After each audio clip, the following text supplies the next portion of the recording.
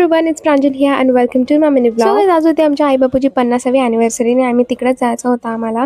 पण आम्ही मावशीकडे गेलो कारण की मम्मीचं थोडं काम होतं म्हणून. अशीच मी मावशीच्या घरी बसलेलो आणि ईशान पण होता. सो ईशानने मला त्याची आर्ट बुक दाखवली ज्याच्यामध्ये तो स्केच काढतो. लय भारी काढतो स्केच. ईशान खूप क्रिएटिव्ह आहे आणि तो असेच स्केचेस वगैरे मला पण स्केचेस वगैरे काढायला खूप आवडतं आणि ईशानकडे एवढ्याशा वयामध्ये बघून तर मला खूपच असं भारी वाटलं की की एवढा त्याला जमतंय आता. नंतर आम्ही असंच गेम्स केले होते कारण की आम्हाला कंटाळा आलेला. ईशान मला सगळं समजावून सांगत होता गेम्सचा आणि एक आम्ही जनरल नॉलेजची गेम केली त्यामध्ये आमच्याच नॉलेजची ऐसी की तेसी झाली. ही वेगळी गोष्ट आहे. समोर उभे राहून पोजी मारणे is another level of happiness. नंतर आम्ही संध्याकाळी टेरेसवर गेलो मावशीच्या कारण की मावशीने फणस सुकट टाकलेले. मी कधी कधी आंबे बघितलेले बट फणस मध्ये बघलेले भारी लागले. संध्याकाळी गेलो आम्ही मामाकडे आणि नंतर तिथे जाऊन आम्ही मंदिरामध्ये ते दर्शन घेतलं आणि इथे घरी येऊन बघितलं तर हा रॉकस्टार आधी त्याची एक्झाम झाली म्हणून फ्री होता. आणि इकडे बुलेट घरात असून पण चालवता येत नाही. या माणसांमध्ये जर लिस्ट असेल तर त्याच्यामध्ये पहिला नाव सारखंच पडव याचंच आहे. जी गाणी ऐकणारी लोक आता जस्टिन बिबरचा गाणी एकदम बघून जरा मी शॉकच झालो. पण आता काय बाई जसा टाइम होतो तसं चेंज होतं. नंतर इकडे मला पण घेतलं नाचायला पण ऑब्व्हियसली माझा व्लॉग आहे सो मी माझा वाला पार्ट टाकणार नाही. संध्याकाळी आम्ही घेतला सेलिब्रेशन करायला आणि मामाचा बर्थडे आधी सेलिब्रेट केला कारण की आदल्या दिवशी मामाचा बर्थडे होता. सो आम्ही तेव्हा तर नव्हतो म्हणून आम्ही केक आणलेला आधीच.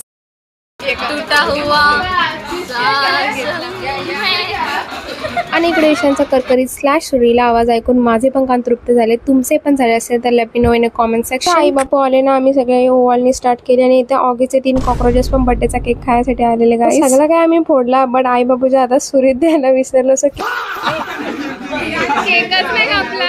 नंतर मग आई बापूच्या हातात सुरी दिली आणि केक कापून घेतला आणि आमचा लगेच फोटो सेशन चालू झाला प्रत्येकाचा. आणि इथे आमचे बुलेट न चालवता येणारे आमचे चिरंजीव आणि मी आम्ही दोघं जण पण बसलो बुलेटवर आणि फक्त आम्ही फील घेत होतो. तर मग आम्ही घरी जायला निघालो. That's it for today guys. See you in next vlog.